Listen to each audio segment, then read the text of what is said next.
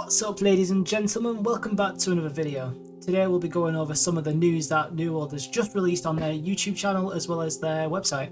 It goes in depth into some of the new content that's coming out with the next season in March called the Season of the Guardian. So without waiting any longer, let's get straight into it. Season of the Guardian announcement. Greetings, adventurer. Survive the Winter Rune Forge, master cooking trade skills, changes, experience the updated Shattered Mountain quest, and play with a controller when the Season of the Guardian releases on March 12th. There are also new combat optimizations for smoother gameplay, combat in PvP modes like Wars. Check out the next PTR for an early preview of our latest features.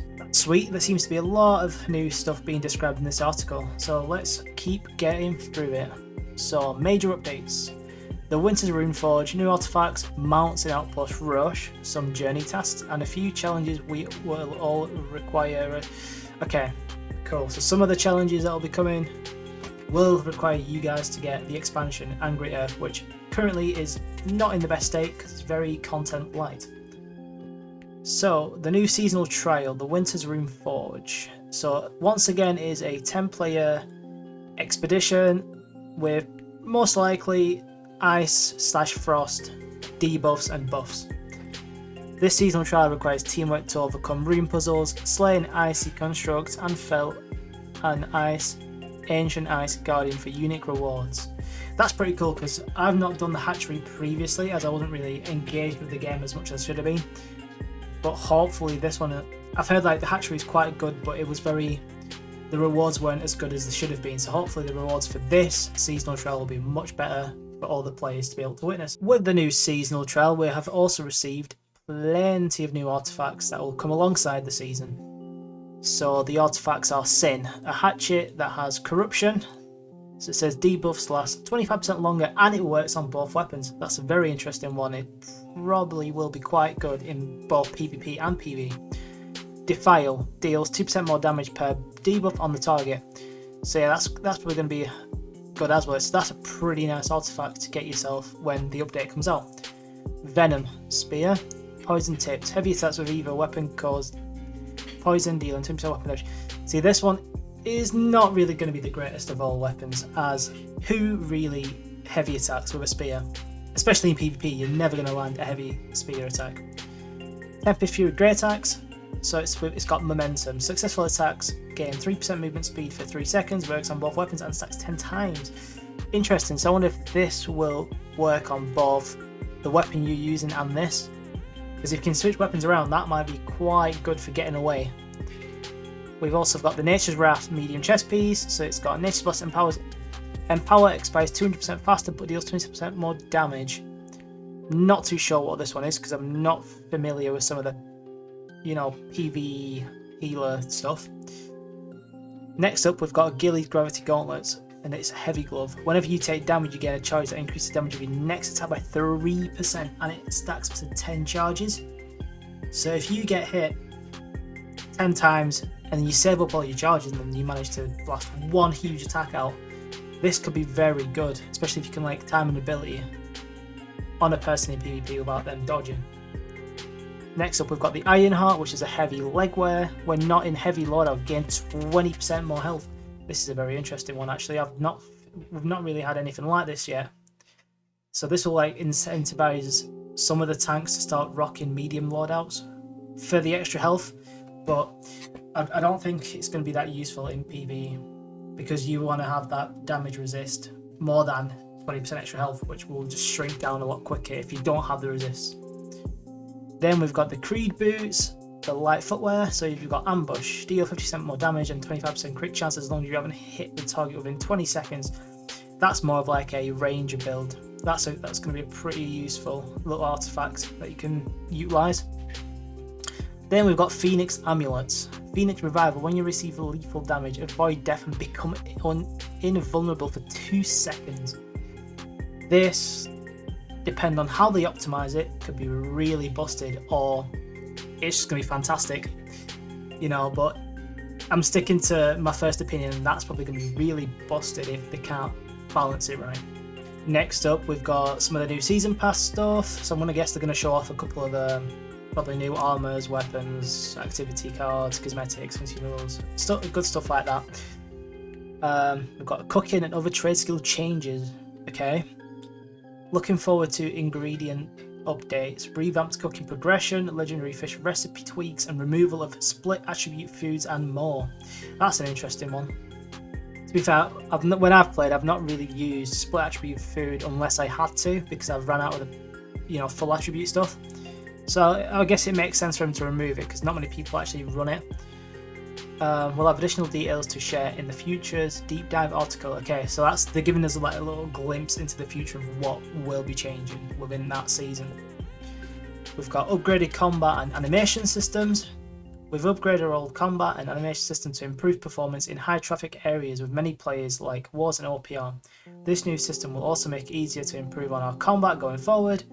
We've done our best to keep the feel of the game the same or better, but would definitely like to hear about the things that don't feel right after the upgrade. That's going to be an interesting one because there is times where you're running around trying to stab people or shoot people, and yeah, it's a bit janky. It's not the greatest experience you can experience as a player, basically.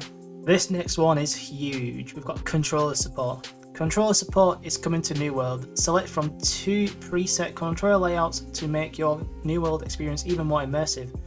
As part of optimizing the game to play well with controllers, we've introduced the following new features and settings. Aim assist helps with aiming range attacks, and it's only AI, so it only applies to AI. Very clever on that one because it could have made it busted in PvP. We've got target friction, slower reticle speeds on rollover of a valid target. Okay, we've got enemy target lock, allows you to lock the camera onto an enemy. AI only once again. Move the right stick to swap between multiple targets, works on both controller and mouse and keyboard with a middle mouse button. That is very interesting. I didn't think they were actually going to add target locks to the mouse and keyboard input, but that's quite nice. It reminds me of like them trying to embed a target lock system like Dark Souls and Elden Ring and all those other games they've previously done. Next up, we've got freeform movement, allows running in all directions including towards the camera. Holding block or activating target lock will revert to the normal strafe navigation. I'm not too sure what this is really about, to be fair. I'm sure you could have done that anyway, but use camera direction for melee attacks. If this is off, it allows melee attacks and block in the direction of your input facing instead of your camera facing. Defaults to off with a control and on with mouse and keyboard. Okay, so I'm guessing we can now actually melee block where our character's standing rather than where we've positioned our camera. That's probably going to feel a bit weird when you first get used to it, or when you first try out the new camera directions. Next up, we have improved feature accessibility. We've got radial wheel for quick access to features like player emotes, issuing commands, and setting up camp. Shift modifier to allow for quick access to all combat abilities, and improve UX navigation with gamepads for faster reactions. Yeah, all good little accessibility improvements right there. Next up, we have the main story quest fully updated. Does that mean the whole quest is fully done?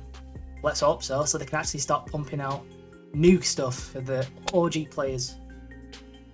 So the entire New World main story quest is now fully updated based on player feedback and improvements made to the revamped starting experience. Experience fresh narratives and more quest variety, and a few new surprises as you put an end to Isabella's campaign of corruption. Very cool, very cool. Mounts in Outpost Rush. Ride your favourite mount into battle, gain control of fortifications and resources, strike down the foes in this 20v20 game mode for 60 plus players. This is a very controversial take. I'd say depend on how long the cooldown's off the mounts, it's either a good thing or a bad thing. So let's say you respawn at fortification and you just mount up and get straight into combat. It'll make the pace of the games much quicker, which in turn it should also make the games a lot quicker, because sometimes you get to a point where you either get steamrolled or you steamroll, but then some games that are not part of the two categories you mentioned could play out for ages and it's just not a very good experience. So I want to see how the mounts actually work inside of the Outpost Rush. Hopefully they test it on the PTR. Next up we have the seasonal events. Rabbit's Revenge is back once again. So the Plague of the Rabbits has returned once again, only now they are more perilous than ever. Watch out for the explosions and you hunt them first. Okay, so they'll basically just explode on death, which is an interesting take because back in the day everybody just grabbed muskets and just shoot them. Simple as that. Springtide Bloom's also returning. Yep, nothing special with that except for maybe this helmet right there. I don't know if it's part of this exact event, but it looks quite cool.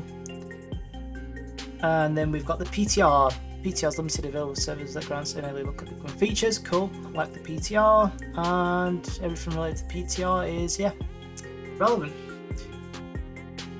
Yeah, so that's been the whole news article that we just went over. It sounds all good. I'm really excited about the artifacts. The artifacts seem, some of them seem pretty good, some of them seem a bit more OP than they should. The mounts in the Outpost Rush, no idea, that could be a hit and miss. Obviously testing in the PTR will be able, hopefully they'll be able to balance stuff out. Quest fully updated, beautiful. It let everybody experience the game from start to finish with a new quest line. So I might have to make another character just to try it out, but I might not. What else is there? There's controller support. Yeah, controller support's fantastic, especially for those players that utilise controllers and prefer using that input for comfort purposes. And yeah, everything in this article we went over, and I hope you guys enjoyed the video, and I'll see you in a tournament.